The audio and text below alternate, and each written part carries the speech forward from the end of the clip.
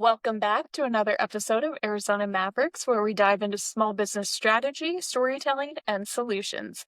Today's episode is sponsored by, you guessed it, the blood, sweat, and tears of entrepreneurs everywhere. Okay, today's guest, full transparency, I'm super biased.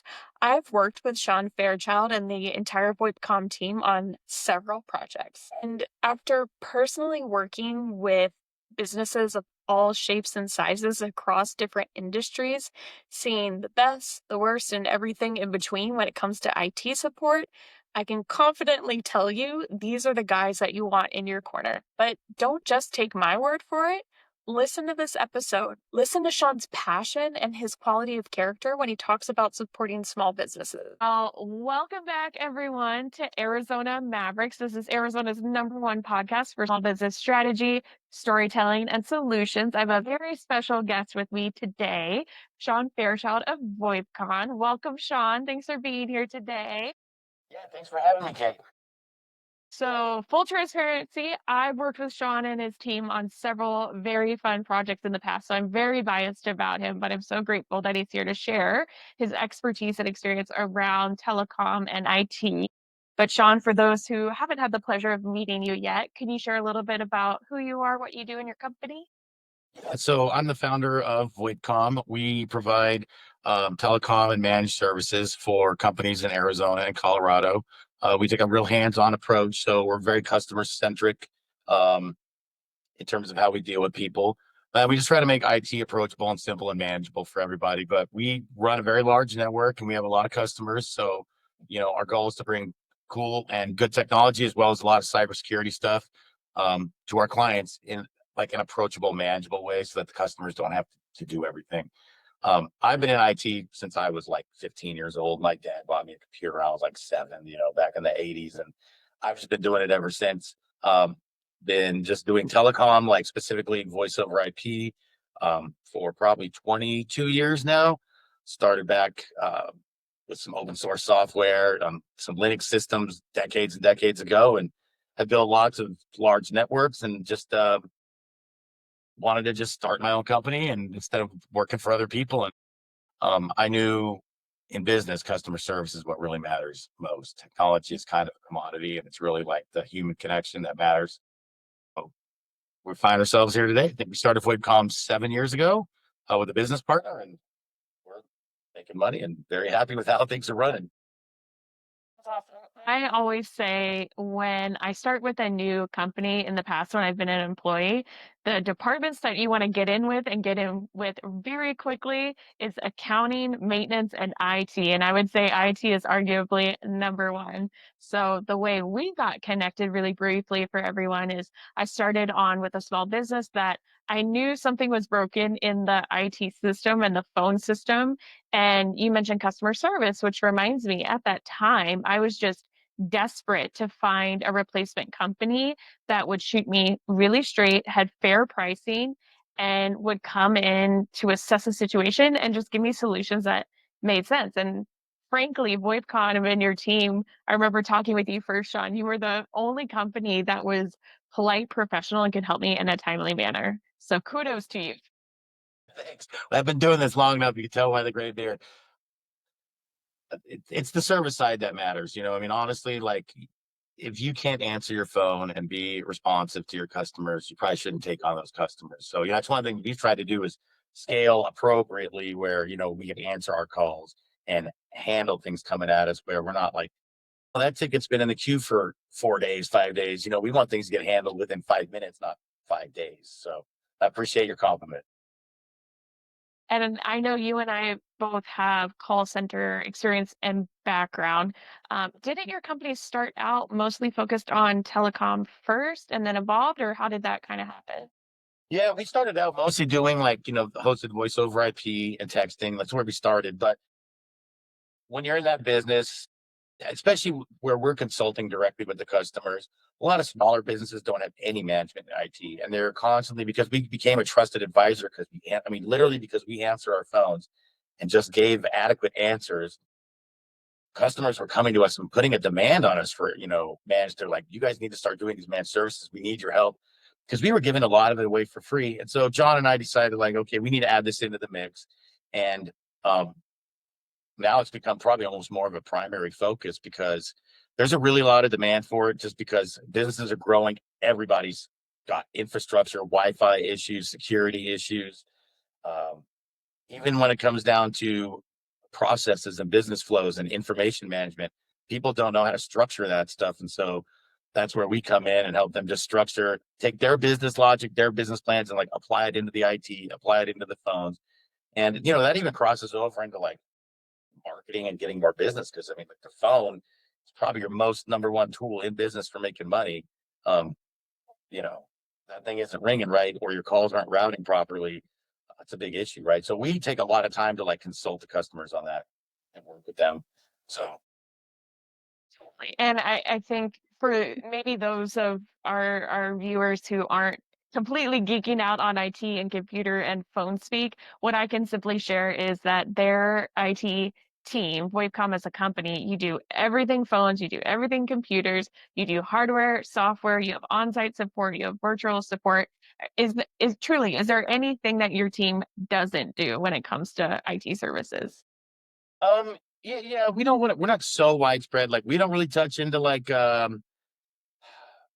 build like CRMs or stuff like that. So when it comes into the deeper levels of consulting, we're there to bring the infrastructure and management and maintenance and security. But then we don't delve into specific platforms. So, if you are a certain customer and you are using Zoho, we don't consult you on Zoho. We'll connect you with Zoho consultants or QuickBooks. If you do QuickBooks stuff, like we aren't there. We aren't your accountants. We don't work on that kind of stuff. We just make sure the infrastructure is there. So we do provide lots of software support on the big platforms like Office 365 and stuff. But when it comes down into specific uh, vertical specific, piece of software, we don't get into that. We're more like an infrastructure and service type of guys, right? So that's our goal is to build you a secure network using the same kind of text that you would see in data centers and large deployments. We bring down and put into a small office environment. So, you know, obviously Copy we have that. network and we have to secure it ourselves. So we're very in the space of security and all that kind of stuff. And something you touched on earlier is that most small businesses, they don't necessarily have the internal infrastructure, resources, expertise to properly set up their IT software systems, all of those things. And I know from my piece of it, I often see small businesses overspending on things, even just their internet bill. They're overspending on that, or they have redundant systems and solutions. So being able to partner with a team like yours for me and my clients has been really helpful to find places where we can save on cost and redistribute those funds elsewhere. So that's been really helpful in working Well, with your team and yeah. Also, one of the things is like, if you're a medium-sized business, say, and you have the budget for a one in-house IT guy, a lot of times it's better to apply that budget to a company like ours versus hiring a single IT guy and staff because you're then locked to that one guy and his knowledge levels, right? Versus when you could spend the similar amount of money with us, you have a whole team of experts. Some of us have been doing this for quite a long time and have very deep knowledge in multiple pillars of the IT industry. So you get a company like us, you're not only getting just like one, Joe Blow, the consultant to show up. You're getting like a team of guys that actually knows what's going on and truly cares about your best interest, like not ours, because our goal is to align interests with you because if you're doing good, we're doing good, right? And that's really our goal. And so that's one way we really do help small businesses because you can end up hiring an IT guy and it can actually become a nightmare for you because we've come in and cleaned up messes behind an IT guy that's been in there for 10 years and quit, you know, they leave a lot of mess behind versus like a professional company that's got things documented, not a one man show. Yeah, that's a really interesting point. I have worked with a couple companies that have that one individual IT guy who'd been there for a decade plus, as you said. And oftentimes, because they do have a certain skill set, they've created some homegrown solutions. But then what happens is that system doesn't evolve.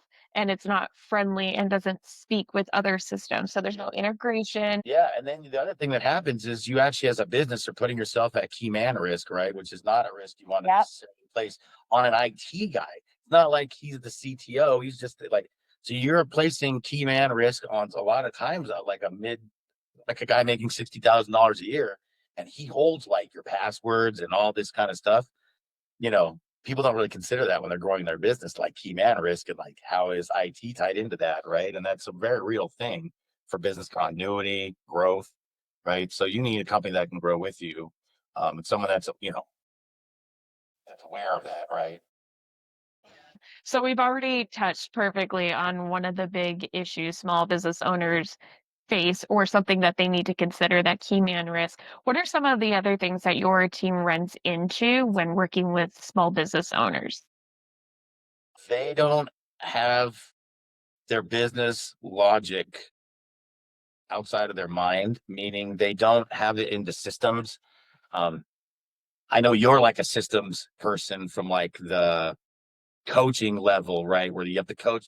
We're really similar to that on an IT level, right? And there's kind of a synergy there because you have to have technological systems in place to match the business systems. And really, sometimes the people put it backwards. They like try to shove their business into a tech system versus matching the tech to match their business.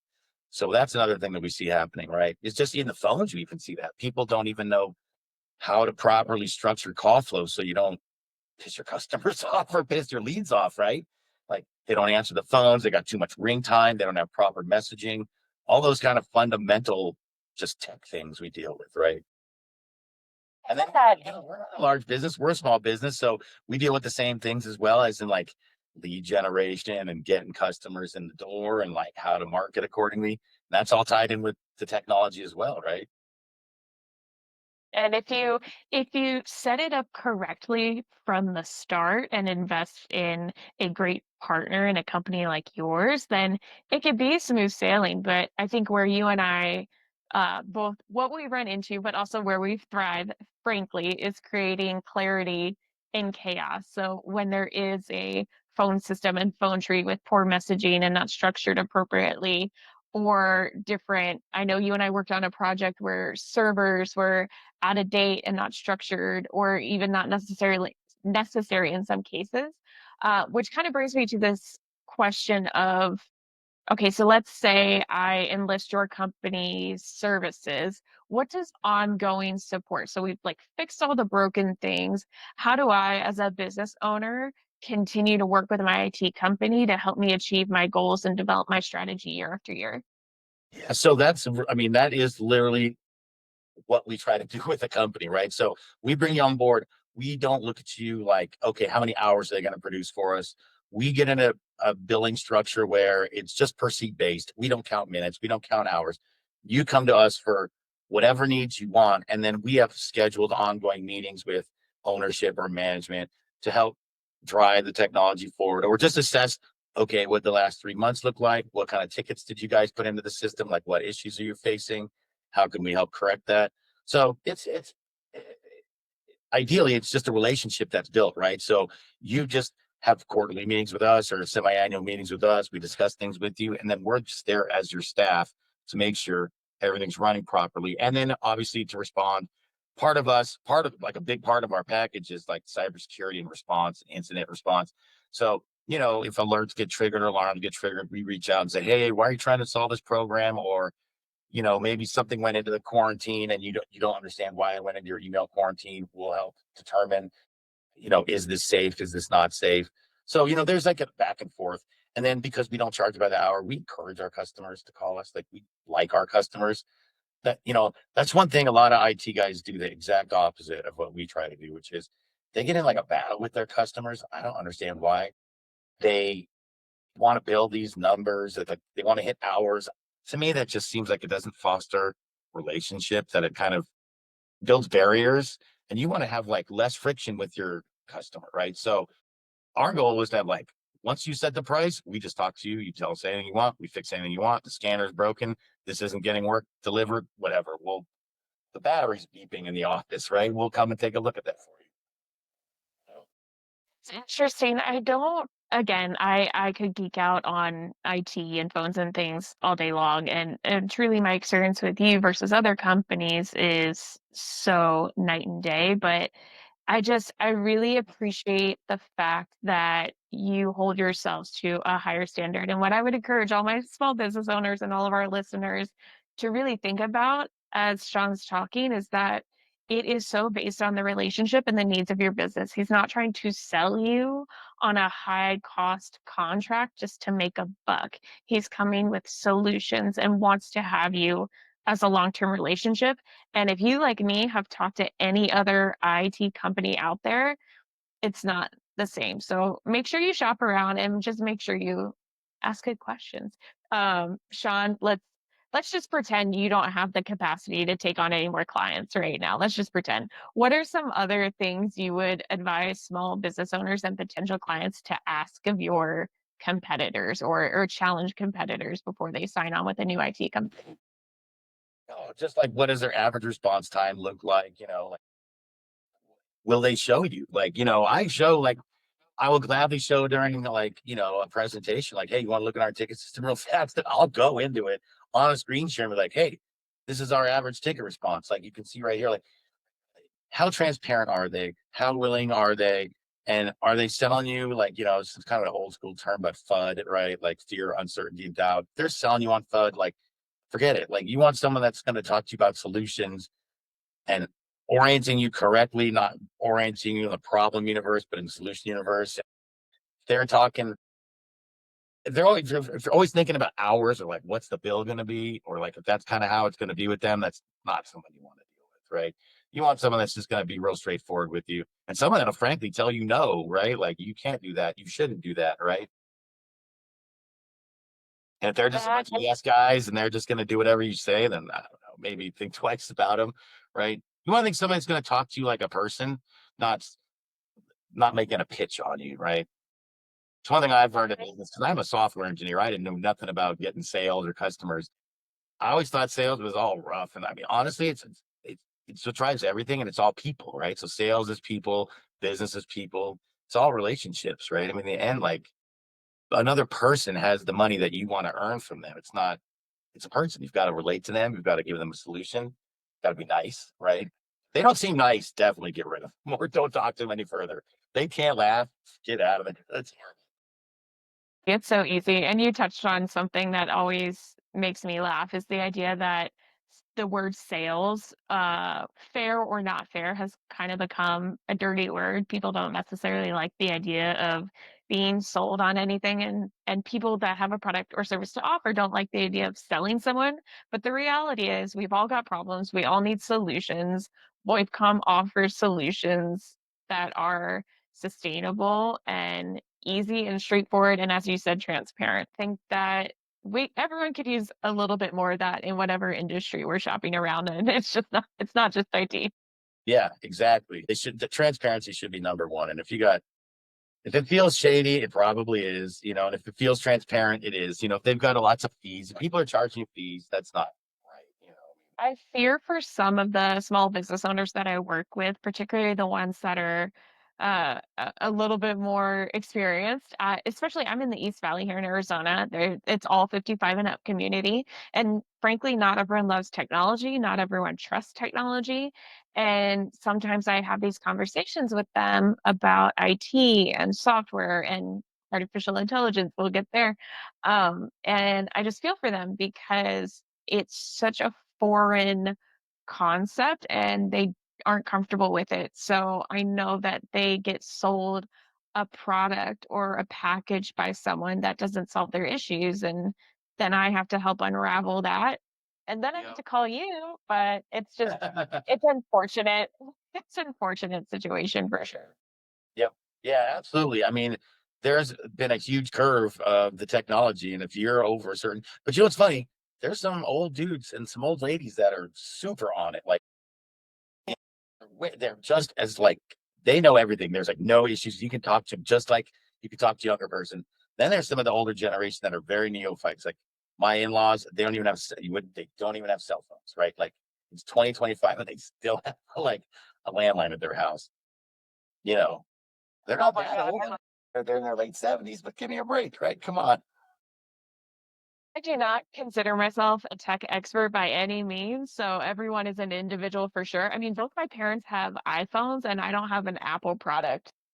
Right? at- I have no idea how to help them with their cell phones. So you mentioned earlier cybersecurity. So 2025, what are we worried about? What are we working on? What are we keeping our eyes out for? Cybersecurity sounds like one. The, there's a lot. Like in the security industry, there's a lot of things going on. I mean, probably the number one security vector in any business is always people, right? The human is the number one risk. It's they cause the most problems more than anything is people. So really training, cybersecurity training is huge, right? And then the probably one of the biggest vectors is email right now. Um, so you know, like we have a really basic thing that emails out, like a phishing email every so often to people in an organization. And then if they get caught clicking on it, right, we get a report. The owner of the business gets a report. And then that person has to like go through like cybersecurity training because they clicked on phishing, they clicked on a phishing email, right? But it goes far beyond that. Things that are happening now would be like vendor compromised email. That's a really big one. It's like there's so many systems, so many API exposures. You're always clicking allow access, allow access. We've seen where a vendor gets compromised and then a legitimate email is sent from the compromised vendor saying, hey, instead of paying your invoice the normal way, send us an ACH to this different account. And you know what? Most accounts, they're going to go, oh, sure, right on. And then they just pay it the different way, right? So you have to have, and this ties into AI, systems that can detect change in tone, change in cadence, change in different things that are happening, right? If every once a month you get an email that says, like, here's your invoice. And then 10 emails later on the 10th month, you get one that's different.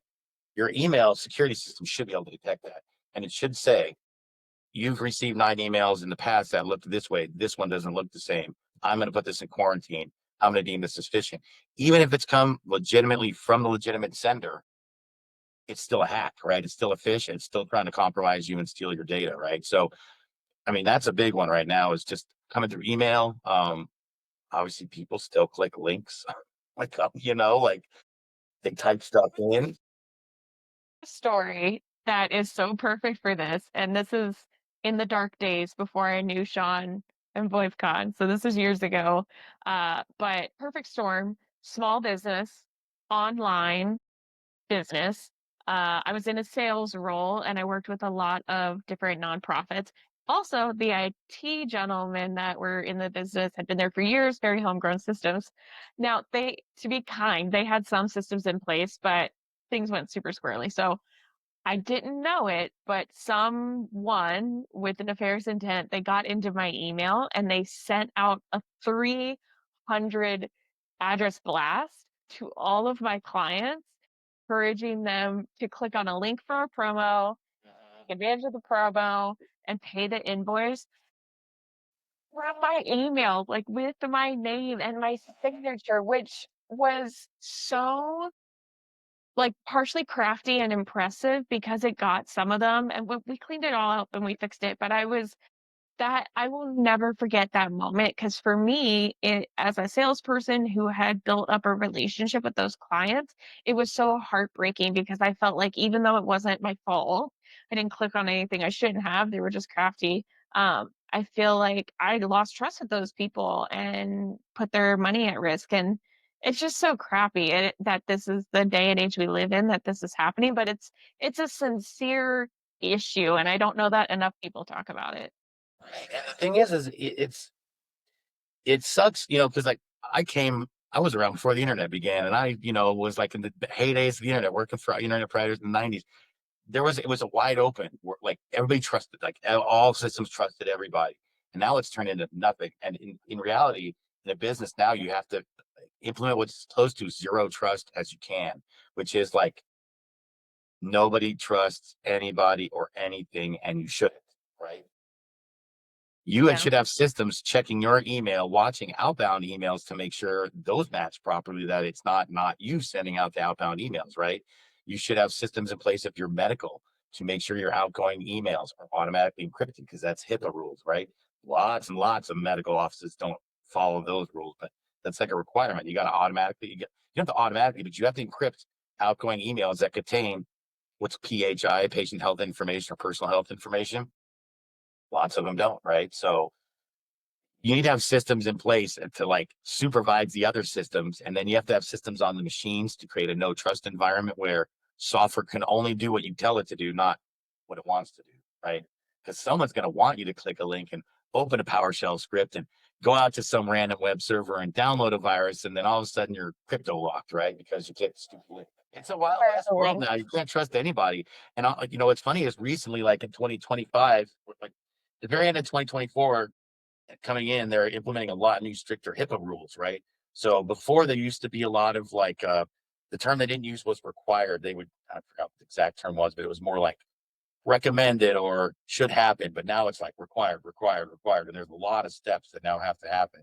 So a lot of businesses need to get tied with that because accountants, attorneys, medical offices, anybody that deals with patient health information has to follow the HIPAA rules. So and medical offices are huge targets, enormous. Okay, so this is really important because if I'm, and correct me if I'm wrong, but if I'm connecting a couple pieces that you just said, it sounds to me that you're an expert in your field. You also stay up on the industry requirements for various different industries, whether it be medical, a counselor, so on and so forth. However, it also sounds like these, let's just stick with the medical because that's an easy example. It sounds as though these medical offices either don't also stay up on those HIPAA requirements and or they just don't have the capacity to deal with making sure that everything's protected. What's like, is that a It's fair statement? it's all of it. Yeah, some of them don't care. Yeah. Some of them fly by the seat of their pants, right? Some of them don't know. Some of them, I mean, there's definitely plenty of medical offices that are protected. You know what I mean? We talked to Yeah. plenty of them, but there's a lot that fly by the seat of their pants. And there's some, bigger ones that you can go to and they don't have everything set up properly. There's a lot of rules. It's kind of ridiculous, but it's for the patient health information, right? So essentially it's to protect everybody, but they don't always set things up properly. We've already talked about the risk of not being set up properly and how someone who's trying to commit fraud and get your customers' info, like there's that risk. But these doctors' offices and lawyers and such, I imagine they're also at risk if an audit comes up. Like who Well, is that a thing supposedly they there's should be supposed to worried? be increased audits going on, but honestly, like I think a lot of it is like, oops, I got caught. Something happened. You know what I mean?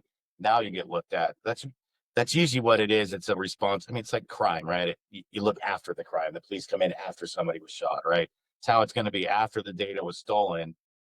But it's not only it's not if the data's stolen, you have to have like policies in place. Like you have to notify the people within a certain amount of time. Like there's a lot of other if once data's stolen, other clocks start and you have to like react to things to be legal with notifications and like other various items you have to take action on if something were to happen.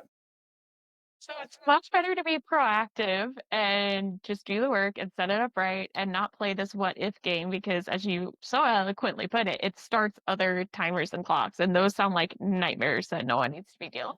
Yeah, yeah. And it's funny because if you want to like tie this into AI, you can get into Chat GPT and ask it all about all this stuff, and it'll tell you all of this stuff because it knows already, right? So, you can have it help you as a medical office, even if you don't want to pay like money for someone like us to come in there. You can have it tell you like steps you need to take, what do you need to do. You can have it help you write policies in place and produce the documentation you need at least, right? So you can at least kind of get some guidance from the robot world at least. Good point. And I'm a huge proponent of artificial intelligence, aka AI, as a tool. And I know that we could probably talk about that subject of AI for many hours, but what I want everyone to truly hear is what Sean said. It's a tool. It's something where you can, in my opinion, start the conversation, empower yourself with some knowledge specific to your industry. But I would highly, highly, highly encourage everyone not to rely on AI and definitely find the expert in your world that can help you. And Yeah. AI is not always right. No, that's definitely not. It doesn't know everything. No, it just makes me feel super smart on the daily, I will say. I do like it as a tool. Anything else, while we're chatting about AI that is pertinent to your world that you're sharing with clients or how you're leveraging AI in your guys' business? We use it to analyze large amounts of data. So when you have enormous logs, you can feed huge log files into it and ask it stuff, and it'll give you back like technical information that you're looking for. A lot of times, we have like in the voice over IP industry, we get these things called SIP traces, and we can throw them in there, and it'll tell us real quickly what's going on. It writes software for us. We've had it like I've written code to do stuff on our network, and then I give it the code and say, hey, have it do this, this, this. It'll rewrite it. So we have it write programs for us to do various tasks on our network. Um, we use it to write tons of copy. I mean, it writes where like a lot of our website. It's like, I mean, we feed in a framework into it. It's not like it's just like we're like type. I don't just go in there and be like type cybersecurity blog. And you know what I mean? You have to like feed it. You have to like give it good stuff to work with, right? You have to like build a sheet about your company and about it, feed it into there, and then say, based on this, produce this kind of a document that reads this way, and then it'll work for Really, I mean, it's the same as that what is that phrase? You put good data in, you get good data you. Yeah. out when you're doing yeah, yeah. So, I know there's plenty of people out there that go to ChatGPT. No shame, it's fine. Do it, do you. But you'll probably get some better copy if you do like Sean's saying and use like feed it the framework and some specifics instead of just saying, write me a blog on plants and how not to kill them. Yeah, you need to That's train it on perfect. exactly what you're doing, and then it'll actually it's actually very helpful, but you have to be very, really specific with it. You can't just like let it do what it thinks it needs to do because it's stupid, right? You got to kind of really laser beam focus it, and then you can actually get really good results from it. Any concerns about cybersecurity as it relates to AI, but for the general user or small business owner, like should small business owners be concerned of all the stuff they're plugging into ChatGPT? Any cybersecurity concerns around that? That's kind of becomes an unknown. Is it only cybersecurity? Is there legal risks? You don't know. Are you asking it questions that maybe you shouldn't be? I mean, there's a whole host of probably untested theories with law and security and a lot with that we're going to probably be learning about over the next few years as things happen, right? Because I mean, look, they get criminals from Google searches and stuff, right? So just go from there, right? You know what I mean? And the thing that you know with the kind of artificial intelligence we have now, it can process a vast amounts of data really fast. So, I don't know. It's kind of a brave new world, 1984 kind of a thing, if you ask me. It's a double-edged sword. I think it's great for advancing, but I think there's going to be a lot of like societal blowback. Oh yeah. The cameras affected. Like I didn't have cameras when I was in high school, right? Nobody had a stupid camera, right? We had like camcorders and cameras, right? The generations afterwards don't have the same experience, right? Because they're always know the camera. Now it's like, oh, I'm always gonna be put on the internet, right? So what happens next when all that can be synthesized and searched and indexed, not just through Google, but through like other systems that can produce more advanced results?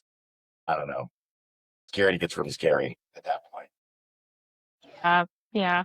I saw a lawyer doing a presentation, I think it was a TED Talk or something, but he was pretty funny. He said something to the effect of make sure when you're typing things into your Google search, your ChatGPT, your AI, whatever, make sure you're doing it from the perspective of I, as a lawyer, might be reading this as part of a deposition one day. And that's not to freak people out or deter them from using these tools, but I know like some people just are testing the waters and getting used to it, but just be mindful of what you're putting in What the is it the kids put these days? They always put like in Minecraft, right? Like at the end of it, right? Like always put, oh yeah, I mean in Minecraft, if I did this, what would happen or what? Uh-huh, uh-huh, uh-huh. Yeah, that's a really good way to think about that. User beware. You all have been warned. Oh yeah, 100%. I mean, I was reading a case recently where cops, I mean, it was like a murder or something, and they seen a Tesla had been parked across the street, and then they were able to get the camera recordings from the Tesla. Like they subpoenaed the owner's video from their car, right? You know, Elon isn't really building like an electric car company. He's building like the biggest AI company in the world, right? Because you got to think he's got the whole country map. He's got all the driving patterns. He's got all these license plates read. That's really what it's all about, is feeding the machine, right? And so it's all going to bore into one big thing at one point, right?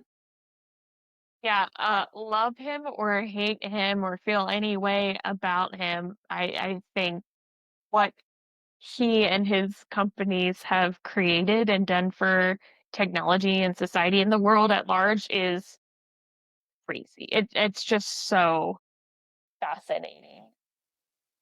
Yes. No, definitely things are changing, and people, it's everything's not what it seems all the time, right? So you just got to think what else is happening, what other information is being gathered. I mean, really, that's talking about security. It's all about the information, right? Everybody wants info and data now. So Absolutely. So we talked about some 2025 trends. We talked about cybersecurity, HIPAA. Anything else big on your guys' radar for 2025? no, we're just slowly adding some features in the telecom side, doing auto transcription, so calls can be recorded. Then we're working on auto transcription of calls with sentiment analysis. So you can look at the call recording and see all the typing, what they said, and it's like highlighted green or red or whatever, depending on if they're positive or negative. We partnered with Cinch Message Media, so we have a new texting platform. Well, right now we're really focused on just business growth and trying to grow the company. I mean, really trying to grow the company. We have a really good technology stack we built over the last few years, and so this year is really focused on growth, trying to put together like a plan to like move us ahead. And that's more what interests me too, is getting the business bigger and doing business Yeah. and learning about, lifetime value of clients, the acquisition cost of clients, how to scale, how to hire, how to fire, that whole thing. It's a lot more fun. It's like a giant video game, right? Of it. It's like a little bit of business Tetris for you. I'm the same way. Totally. Yeah. Like a massive like one of those MMOs or whatever, where there's all these variables and everything, and you got to go do stuff and things happen, right? So that's what I like about Well, business. one day when I'm a little bit more skilled with video editing or hire someone to do it, I'm gonna pop up over your face stats on your video game right now. Right? How many sales? How many clients do I have? What's my yearly revenues? Acquisition cost, yeah, for sure. What about, so you mentioned your team and the team you've built and how you guys are growing. However much you want to share or can share, tell me a little bit more about your team, how many you have, areas of expertise. They sound pretty awesome. So like that are like there's four that are we have like four full-time technical people that are working as W-2s, and then we have some other people we work with that are like either other corporations that we partner with for technology or 1099 type. So we have a big like fleet of people we can actually work from. But as far as the core group, there's four, and we're looking to add a fifth right now. And we're really focused in the Arizona and Colorado markets. We're we're not trying to be nationwide. There's plenty of business to be gotten in the local marketplace, and I think people get a little out of control thinking in the wrong areas. No, and then everybody we hire, I try to hire not like me, but we try to follow. One thing we're trying to follow is like the Jeff Bezos rule of hiring, which is every hire needs to be 5% better than the previous hire, right? Okay. Because then the overall quality of the company is going up, right? Because if you're hiring the same, then you're not going up, you're not increasing in terms of skills. Or if you're hiring down, why would you do that, right? I want the skill level. So we're always looking for somebody to just be 5% better than that last guy, because then what happens is it drags everything, you know what I mean? Like everybody goes together faster and they learn more together, right? So uh, try to hire people that are similar to me. Like I want outgoing, super friendly people that are nice. Like I don't want to hire negative people. I try to train our people how to, like, it's gonna sound a little weird, but like how to talk, right? Like, I wanted people that talk the right way, or I can tell how to talk the right way, which is like, don't blame the client, don't tell them, you know what I mean? There's a bunch of things you got to not do to the client, and there's a bunch of things you actually just need to do to the client to help them understand. Because it's funny in that, in the IT industry, it's one of the few industries where like the customers almost always wrong, right? And it's really hard because they're always wrong, or they don't listen to you, right? They'll say they did it. They totally did not do anything you told them to. You're like, reboot this device. And then they're like, we reboot it. And you log into it and it's been up for 190 days. You're like, they didn't reboot the device. But you can't be like, you idiot, right? You have to like talk to them like the way you would want to be talked to. You have to be respectful to them and just like tell them, hey, we got this. So as a team, I always really try to focus like, hey, we want people skills going up, but then we want the people skill too, like the human Yeah. to be nice, to talk. I don't want the closet introverted, like, I like a computer based. I'm like, nah, I want like a nice guy. There's plenty of nice guy computer guys that can talk and, are friendly and stuff. Interesting because I feel based as a consumer of many different services and industries and also someone who's helped hire in different industries. I think the perfect candidate that you're describing for your world is kind of rare because most techie IT, like tradespeople, I don't find to always be the warmest or the friendliest. They typically are like really good at their task and their specialty and thrive in a solo set. But what you're describing is a unicorn in my mind. So how are you finding these unicorns, or are you finding the best you can and then training up on the person side? Both, right? We've got both going on. So, it's just it's hard. One of my good friends that I've been friends with since seventh grade runs a cybersecurity firm in Hawaii, and he and I talk very regularly. And he gave me his framework for hiring, which is really he's been in business longer than I have, so it's a really good framework, and it's a lot of follow. I mean, you got to get out of the output, you got to have good input, but you got to have a lot of funnels that you like filter them down through, and you know sometimes it's as simple as like, hey, at the end of it, let's go out to dinner with you and your family to see how they interact. You know what I mean? Like,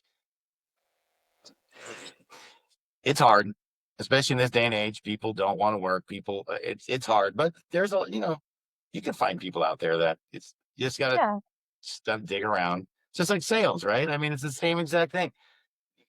You got to sell to the inside and the outside world, right? Because if I'm not keeping my employees happy, like they're gonna go somewhere else. So, and just like selling, you got to do a lot of prospecting. So, got to do a lot of interviews. I mean, we do hiring, we do hundreds of interviews. It's almost ridiculous, Yeah. but uh, you want to find the right guy because they do the work that interfaces with the clients that makes profit for the company. So they're super important to the company.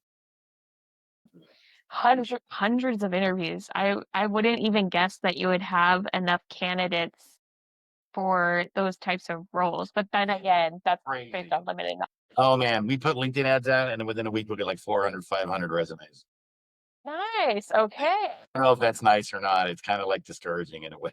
Kind of discouraging in a way. At least you have a wealth of candidates to pull from.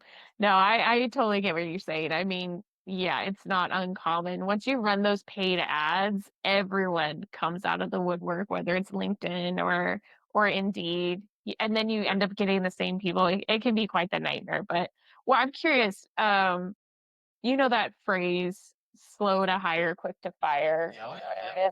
Yeah, How? What are your thoughts on that methodology? I agree with it. Like, I think there should be very little tolerance on the back end.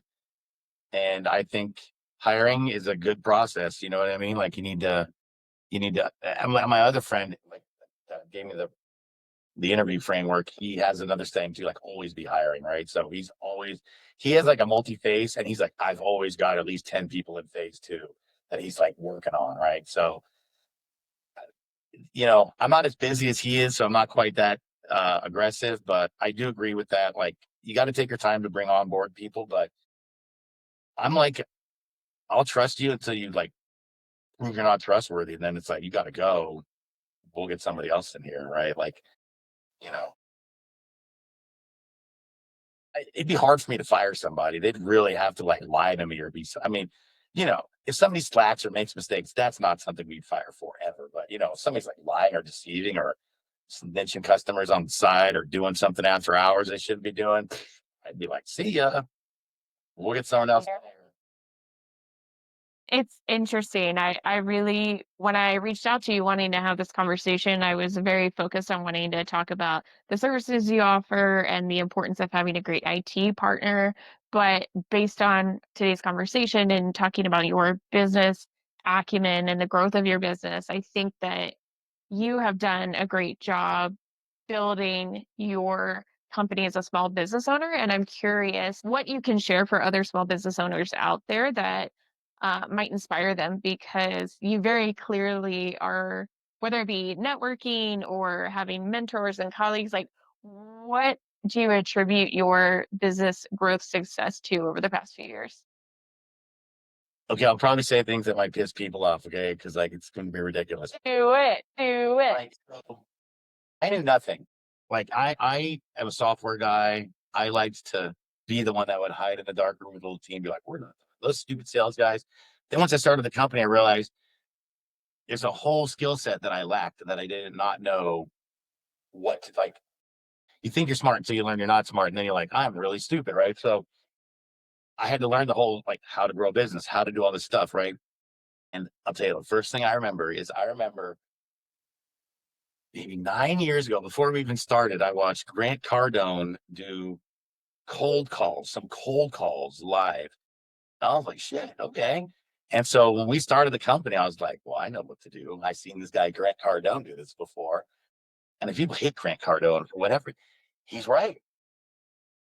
Dude, you have to do so much activity. You have to, whatever activity level you think you're doing, yeah, you're doing like 1/10 of what you actually need to be doing. You need to literally, like he talks about, 10x everything, 10x your activity level, like everything, whatever you're doing, it's not enough. It's never enough. You need to get on the phone. You need to just literally Google HVAC companies, get a list. Dude, who is the point of contact here? Okay. Can I talk to them now? No. Okay. Thanks. What's their name? Click and move on. 100 a day, right? That's how we started. John and I remember one time, it was like in July, August, and it was the first year we were trying to get customers, right? And we were just going door to door, and it was like 120 degrees out. There was like a dust storm was blowing through, and John and I were laughing. We're like, dude, what are we doing? Like, we're out here in freaking Gilbert. It's like 120. There's like a dust storm blowing. Like, should we be doing this? But customers came from I can name a customer. I'm not gonna do it, but that came from us that exact day. We got a customer from just showing up, right? Being out there, giving out our flyer, just going in. So you have to you're never doing enough. You've got to 10x everything you're doing. You have to make cold calls. You have to get on the phone and call hundreds of people and get rejected thousands of times till it's a joke. So you're seeing how fast can I get them to hang up on me so that you can get to that one that's like, oh, yeah. Because you know what? They're all sitting out there like little diamonds. And that's the one lesson I've learned is like, go dig and dig hard. And just right. And then the customers start coming, then the money will start coming. And the other thing I learned a lot from over the last 3 years, there's a YouTuber, Alex Hormozy. I don't know if you know who he is. He's a really big muscle guy. He is extremely smart. He gives really, really, really good practical business advice, like really good business advice.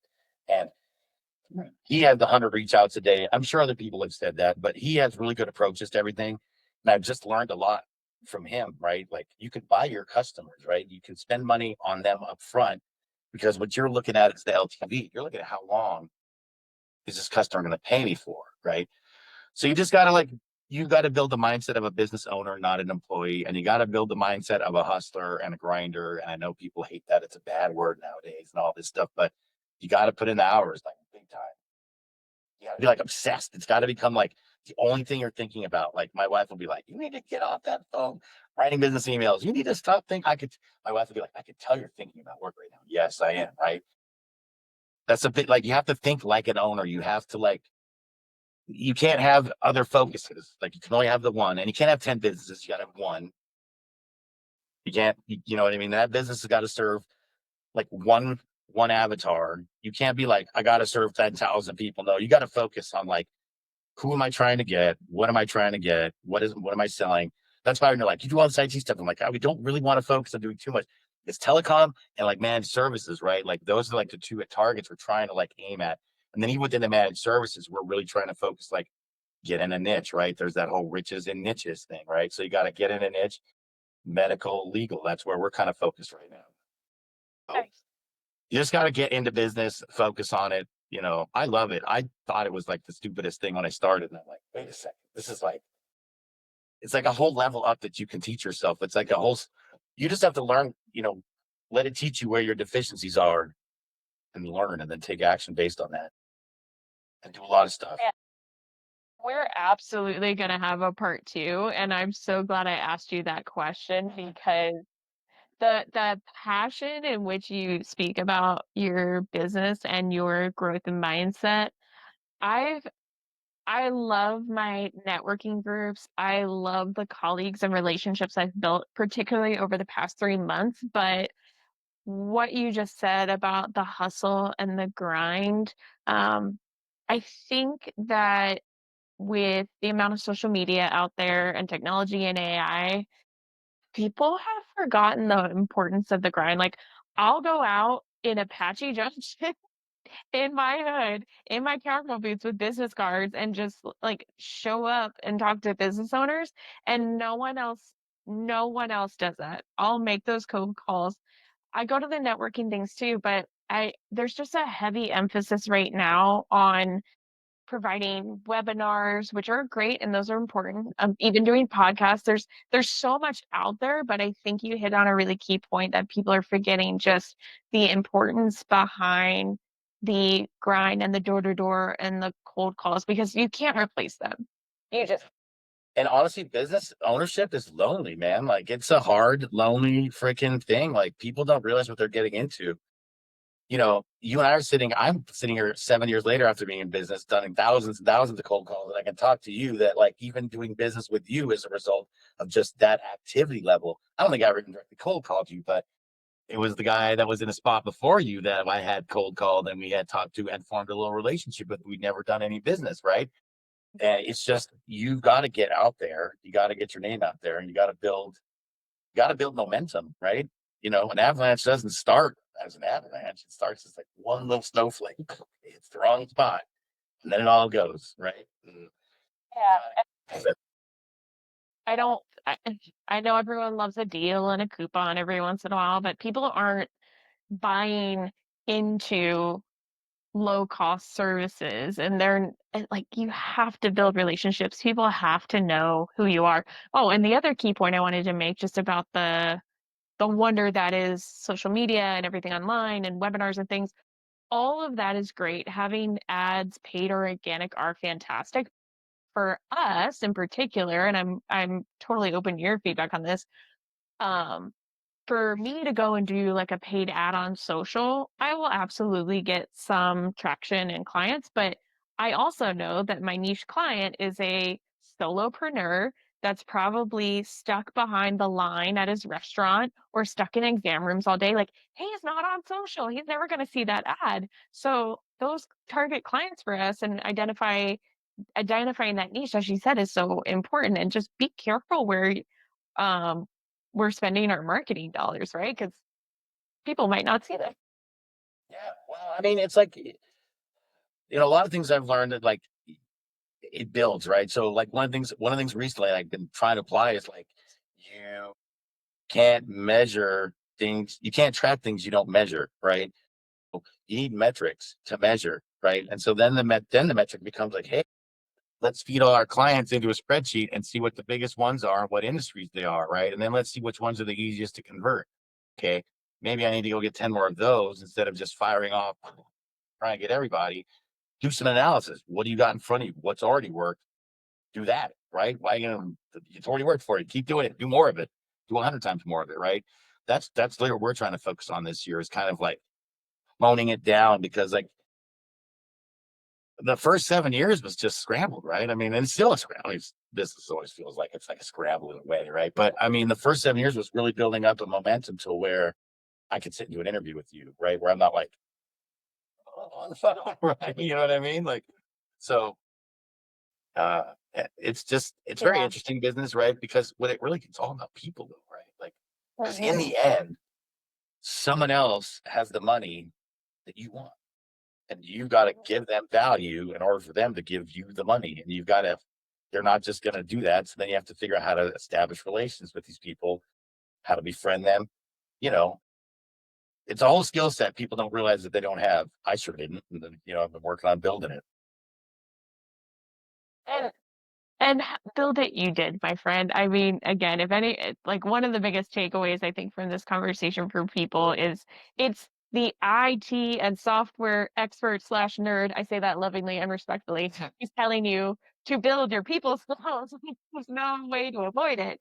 And building those relationships and building that skill set in communication, and all those other soft skills that are important, that's where the riches are. So listen Yep. to Sean. He's a To get in smart rooms with people, you know what I mean? You got to pay to get around people with money, and people balk at like paying to get into meetings and stuff. It's like, no, pay the money and go around to other people that have money. You got to pay money to make money, right? And it's not necessarily like, oh, marketing stuff. It's like, go spend money to go get around people that have more money than you because you can pay to get in their environments. Do it. Yeah, absolutely. Because the things that you are trying to achieve, you got to get in the room with the people who have already done it and walked that path and can make connections for you. Yep. What is my daughter has me a shirt says always boss up, right? So Yep. I like her. Kudos to her. Well done. Alrighty, my friend. Before I let you go, tell everyone once more your company and your services and how people can get in touch with you. yeah, sure. So my name's Sean Fairchild. The company is VoIPcom, VCOM. You can go to our website, voipcom.network, VoIPCOM.network, all one word. And if you Google us, you'll see we have 100% five-star reviews. And we do telecom and it's managed services, cybersecurity with telecom stuff that we also do. Beautiful. Alrighty, my friend. Thank you so much. We'll talk again soon. And hear for yourself how and why VoIPcom does things differently. Let's get into the episode.